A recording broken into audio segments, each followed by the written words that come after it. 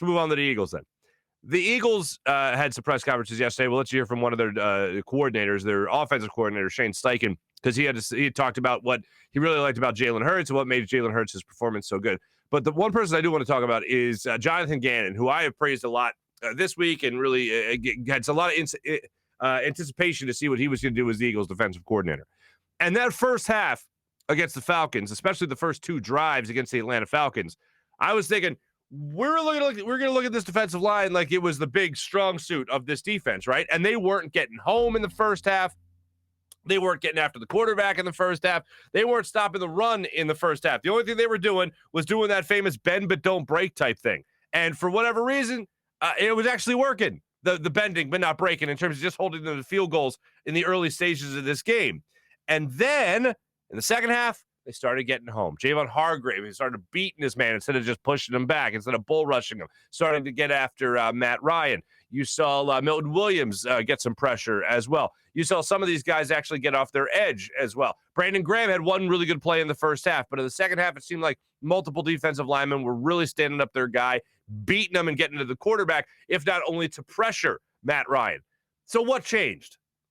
One of the things that I noticed, and I mentioned it to you guys before, was the fact that you saw in the box, you had 8 guys as opposed to just keeping, 7 or 4 guys in the box.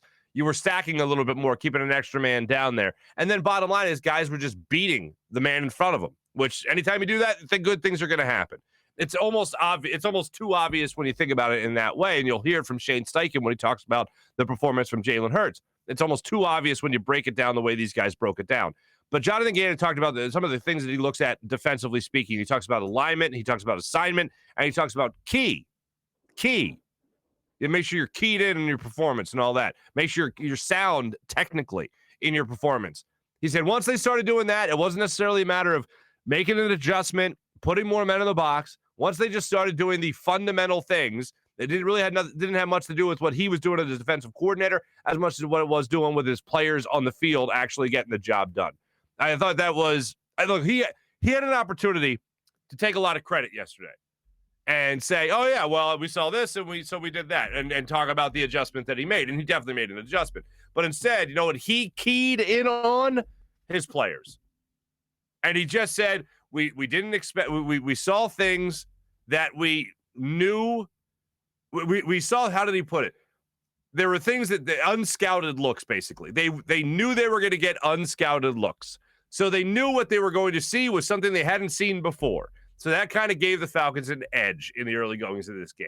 And then once they got into their scouted looks, that's when they started to, kind of see what was going on behind the curtain and be able to attack and anticipate what was going on with the Falcons. So it wasn't a matter of adjustments, according to Jonathan Gannon. It was a matter of the players just making sure that they stayed fundamentally and technically sound throughout the game. Now, when it came to the second half, that was obvious. When it came to crunch time in the red zone during long drives, especially the 2 in the first quarter by the Atlanta Falcons, what did they do? They got more focused. They keyed in, and they took care of their business as a defensive line, as a defense as a whole, to make sure that they were stopping the Falcons. So again, Gannon could have taken a lot of credit yesterday. Instead, he didn't. He gave a lot of credit to his his defensive line, which was cool. As far as the offensive side of the football goes, Shane Steichen addressed the media yesterday where he talked about Jalen Hurts. He was asked about Jalen Hurts and what was so impressive about his performance. Here's Shane Steichen on that. Yeah, I think it was a little bit of everything. Just his calmness and his readiness, the way he prepared throughout the week. Like, I had no doubt he was prepared to play. But then to go out and see it on Sunday was very impressive. And I think anytime you're completing 77% of your passes, you're putting your team in a position to win football games. And then the way he created plays outside the pocket, scrambling. I mean, we've seen it in training camp. But to see it live on Sunday was very impressive. So hats off to him for his preparation and his execution. He also talked about, he later talked about Jalen Hurts and how they took away the deep ball on a lot of plays. And they had a lot of stuff scripted in there with a lot of deep balls to be expected and all that stuff. And instead, they just were checking down a lot. And he said that was the reason. They took a lot of that away. The Falcons took a lot of those opportunities away. And credit to the Falcons for that. They get paid too, as the cliche goes. But he said one of the things they did well, anytime you commit complete 77% of your passes, you're having yourself a good day. And that's exactly what Jalen Hurts did in the season opener against the Falcons. So he was accurate. He was on point. He made the smart play. He didn't make a play that hurt the team. And as I said many times, it's not really about this team trying to come up with the big play, but just come up with the smart play. And going back to last year, it always felt like this team was trying to do a little too much instead of playing within themselves. And I think that's what Jalen Hurts did in this particular game, play within himself. And I thought that was a huge reason as to why the Eagles won this football game.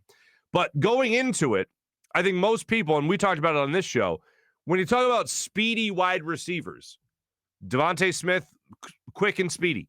Jalen Reagor, speedy. You talk about Quez Watkins, speedy. Talk about those guys. If I'm a defensive coordinator, if I'm in this case Dean Pease, and I see those three guys on the football field, or even two of those guys on the football field, I'm telling my safety, hey, don't forget the number one rule for you, buddy. You're deepest man on the field. That's what's happening every single time.